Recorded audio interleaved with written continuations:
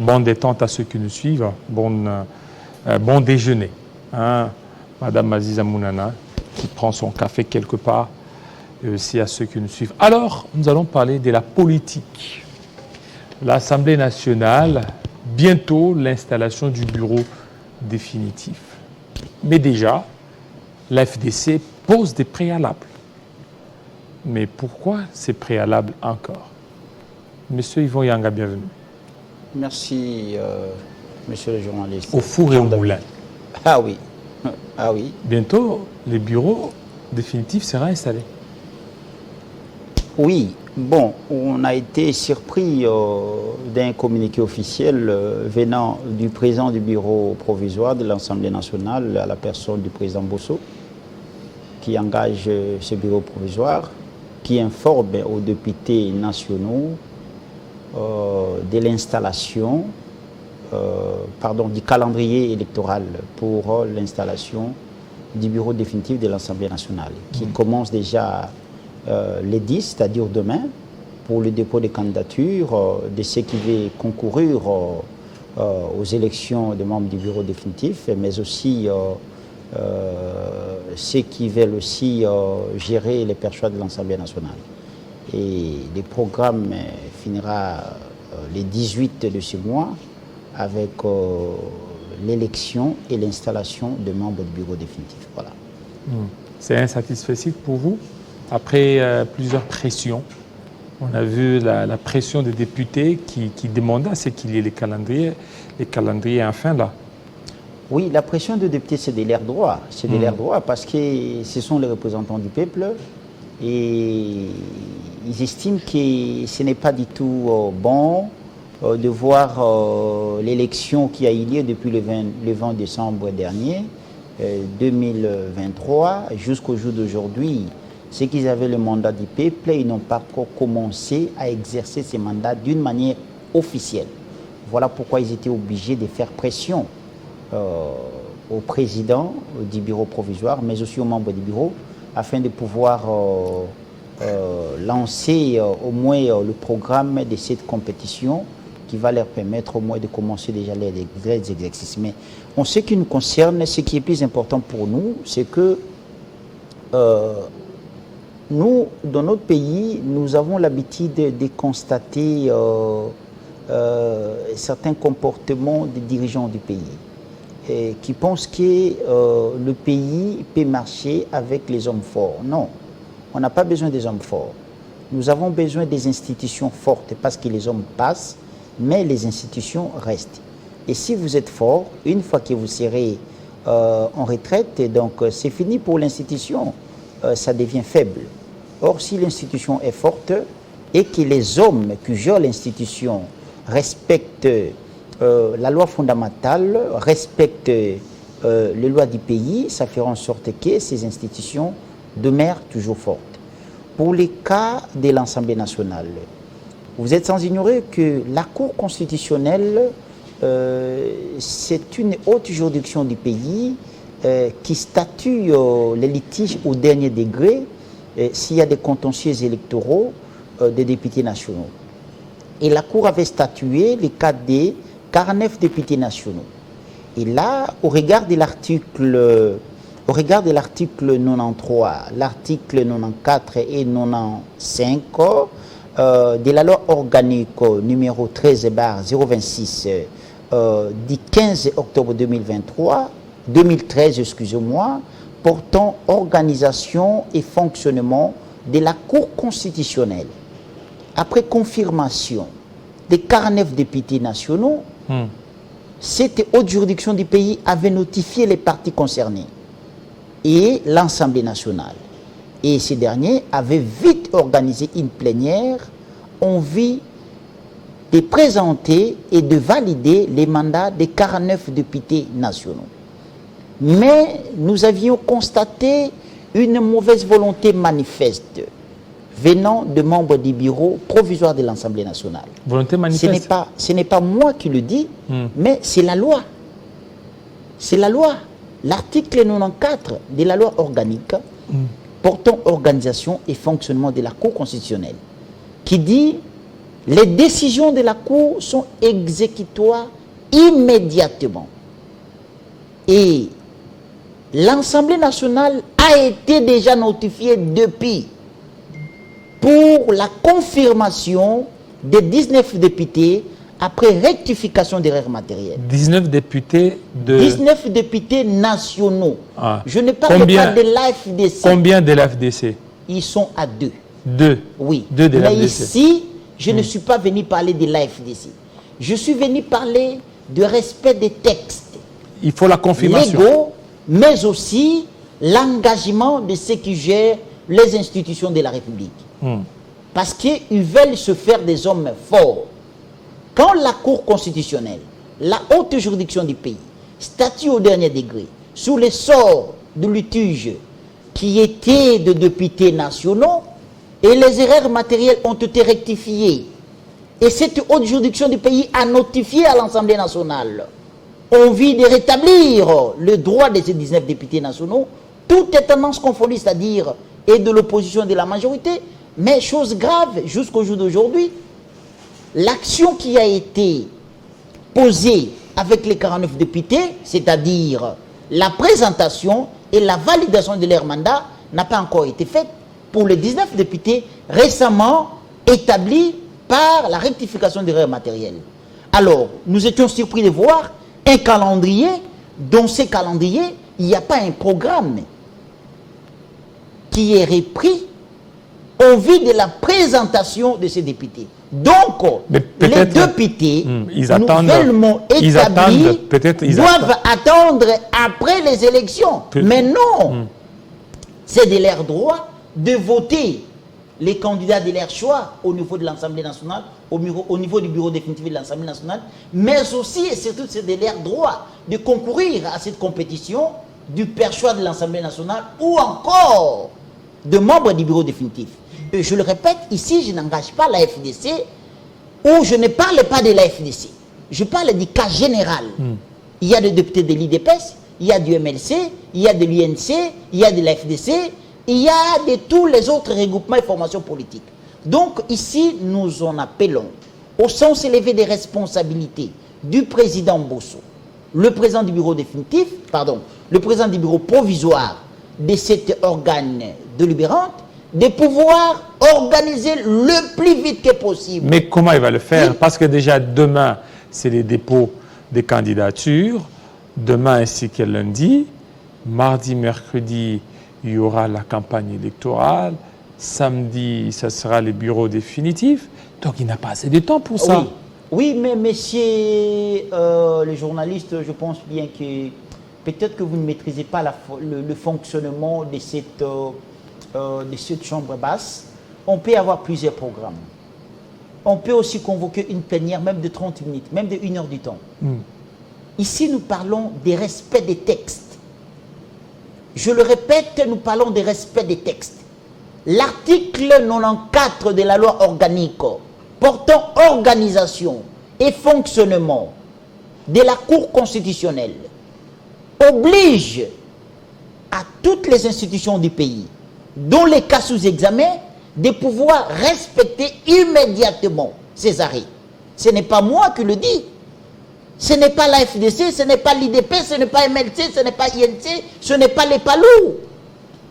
Ce n'est pas un quelconque parti politique ou une formation politique, mais c'est la loi. Et nous avons l'obligation de se soumettre. Mais ce qui est important de se poser comme question, pourquoi l'Assemblée nationale n'arrive pas à présenter et à valider les mandats de ces 19 députés nationaux qui étaient confirmés après rectification des règles matérielles? Et c'est ça le problème. Voilà pourquoi... Et pour vous, c'est quoi? Qu'est-ce que vous êtes en train d'insinuer?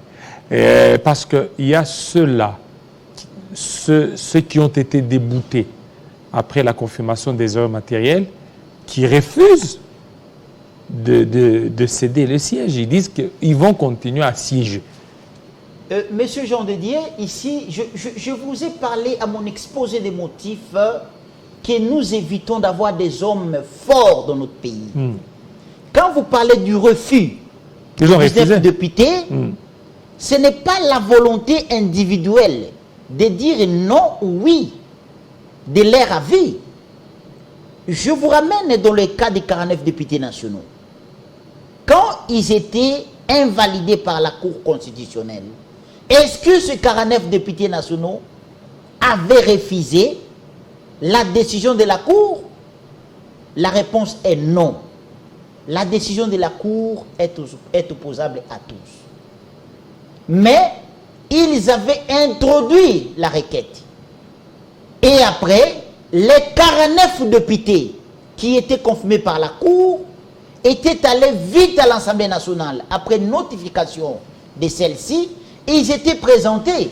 Alors, comment la même organe qui a présenté et validé le mandat des 49 députés a aujourd'hui le même cas de présenter et de valider le mandat des 19 députés, il se réserve, il traîne.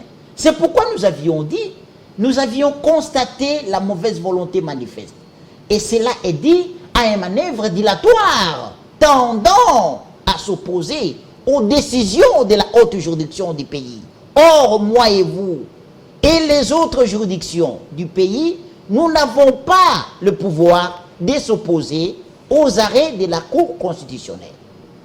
Je conclus à dire pour ce sujet par rapport à votre question, les 19 députés nationaux qui sont invalidés après examen et rectification des règles matérielles n'ont pas qualité ni droit de s'opposer aux arrêts de la Cour. Parce que c'est lui, l'institution ou la juridiction compétente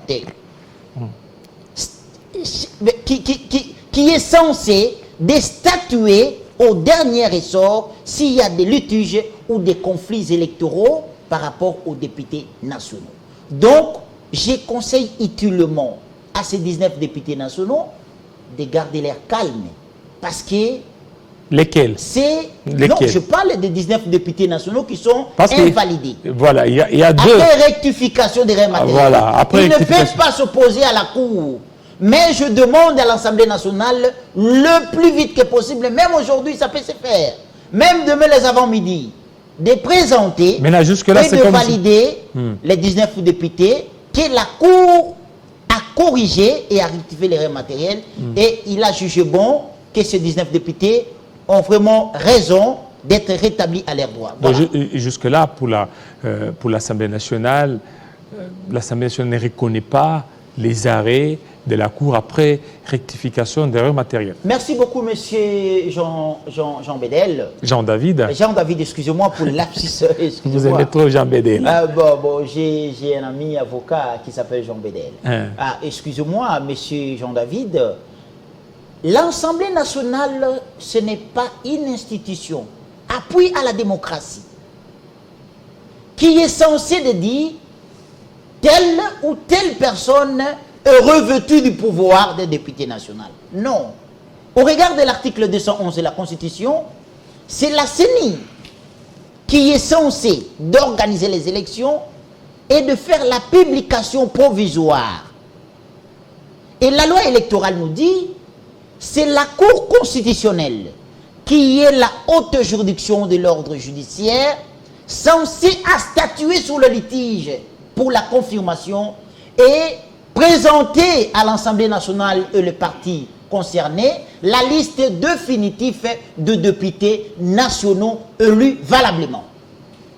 Ceci étant dit, je vous informe aujourd'hui que l'Assemblée nationale n'a aucun pouvoir ni attribution de mettre en cause la décision ou les arrêts de la Cour dans les cas sous examen.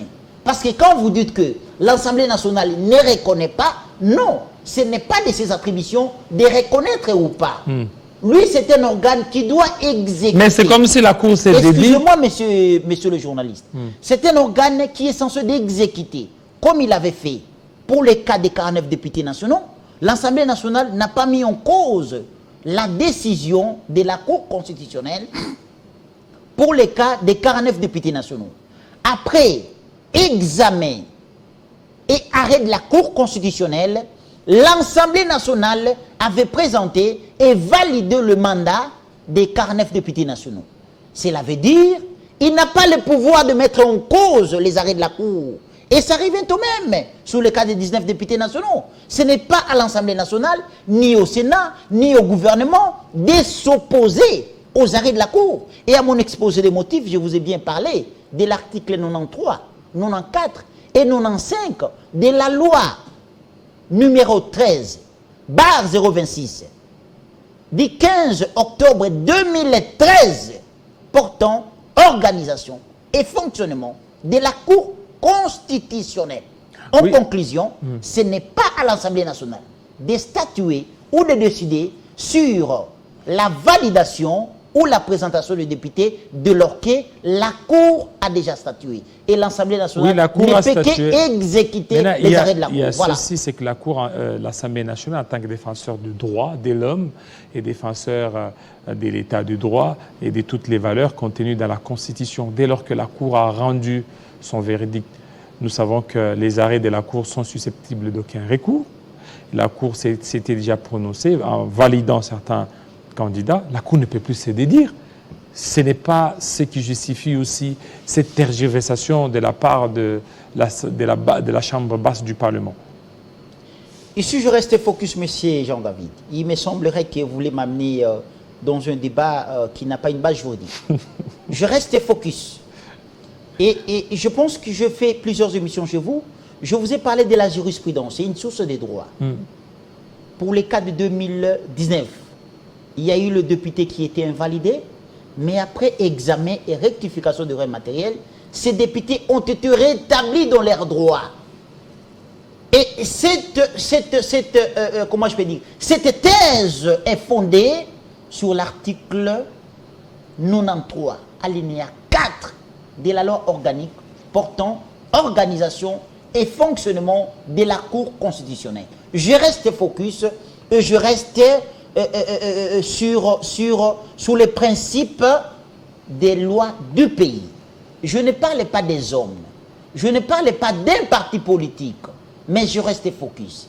Et je demande à l'Assemblée nationale de respecter les lois du pays. Ce n'est pas à l'Assemblée nationale de dire oui ou non. Ce n'est pas à l'Assemblée nationale de dire que M. Jean-David est député, M. Yvon Yanga est député. Non.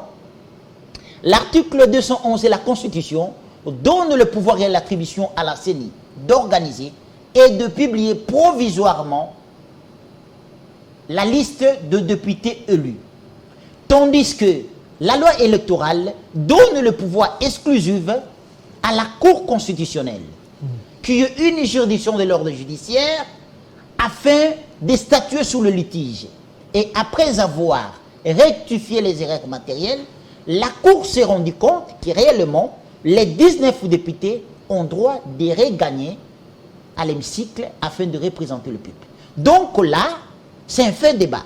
Il n'appartient pas au pouvoir de l'Assemblée nationale de dire un mot, de dire à la Cour, vous avez mal travaillé, vous n'avez pas bien travaillé. Non. L'article 94 de la loi organique portant organisation et fonctionnement de la Cour constitutionnelle statue sur cette question. Voilà pourquoi ce n'est pas comment je peux dire, une demande, mais c'est une obligation. Alors maintenant, s'il s'avère que l'Assemblée nationale compte valider les mandats de ces 19 après les bureaux définitifs. Non, ça c'est d'abord en violation de l'article 95 de la loi organique portant organisation et fonctionnement de la Cour constitutionnelle. Parce que les arrêts de la Cour ne peuvent pas traîner chez un individu ou dans une institution. L'Assemblée nationale est obligée, je parle bien de l'obligation, ce n'est pas moi, mais je parle de la loi. L'Assemblée nationale est obligée de présenter et de valider les mandats. Au cas contraire, ça serait une violation à ciel ouvert de la loi du pays. Et quelle loi vous voulez violer? Vous voulez violer la Constitution. La Constitution et la loi électorale. Et vous voulez vous opposer aux décisions de la Cour. Voilà. Alors on a terminé. Vous vous sentez bien après le primaire? Monsieur Jean-David, en tant que Congolais qui se respecte et acteur politique, je me dis souvent que ce n'est pas à moi de se sentir. Vous êtes journaliste, un grand journaliste de ces pays, vous êtes connu. Ce n'est pas à moi de vous parler de mes sentiments ou de mon avis. Vous observez partout, sur le plan national et international, chez mes frères et sœurs diaspora qui vivent à l'étranger, en dehors du pays, quel est leur avis par rapport au choix et au casting de celui qui va gérer l'Assemblée nationale. Le choix, c'est vous, l'Union sacrée, qui et excusez-moi, on a été dans une compétition. L'AFDC, parti cher au professeur Batil Kobo, a été notifié un jour avant cette compétition. Non, je parle bien, toutes les formations politiques a été notifiées un jour avant. C'est-à-dire, on met le communiqué, on publie le communiqué aujourd'hui, et demain, c'est la compétition. Et nous, la FDC, conjointement avec le professeur Modeste Batil Kobo, on n'a pas voulu parler de la course au perchoir de l'Assemblée nationale avant que le chef de l'État, qui est l'autorité de référence, se prononce. Mais les autres formations politiques ont commencé 3 mois avant cette compétition. Oui, mais parce que... Excusez-moi, monsieur Jean-Baptiste. Les autres formations politiques ont commencé 3 mois avant cette compétition. Ils se sont déjà prononcés que je serai président de l'Assemblée nationale. Je serai. Les autres ont même commencé à faire la campagne électorale. Et nous, la FDC, on n'avait rien dit. Et le professeur Batil Kobo est resté obéissant, est resté soumis, parce que c'est quelqu'un qui a un sens de discipline vis-à-vis de son chef qui est le président de la République. Il a dit, cela revient au pouvoir discrétionnaire du chef de l'État. Voilà pourquoi nous, on a été notifiés un jour avant la compétition. Comme tous les autres concurrents. Non, les autres concurrents s'est préparé 3 mois avant. Ils se sont dit que le chef se prononce ou pas, on s'en fout du chef de l'État. Ça, c'est mon interprétation à moi. Tandis que nous, la FDC, le professeur est resté discipliné. Il a dit, étant donné que le chef de l'État ne s'est pas encore prononcé sur le choix de celui qui va gérer l'Assemblée nationale, je dois me taire. Alors, je dois attendre la décision. Qu'est-ce qui a justifié ce qu'il soit assez dernier? Alors qu'on sait, Batil Kobo pèse plus que Mbosso, mais Mbosso est abattu, Batil Kobo. Ah, mais vous savez, la politique est un état d'esprit, hein? Il ne faut pas parler que l'autre est là a bâti le professeur Modeste Batil Kobo. Quelqu'un qui se prépare, toutes les choses dans la vie se préparent. Vous, monsieur Jean-David, vous avez pris 5 ans de faire l'université. Et vous êtes juriste. Et à 12h, 13h, 14h, 13h, c'est la grande édition de Gaëtan Koubabouran de Chiguéré Kabouya. Et nous, on se retrouve ce soir. Restez branchés sur Télé 50. À très bientôt. Ciao.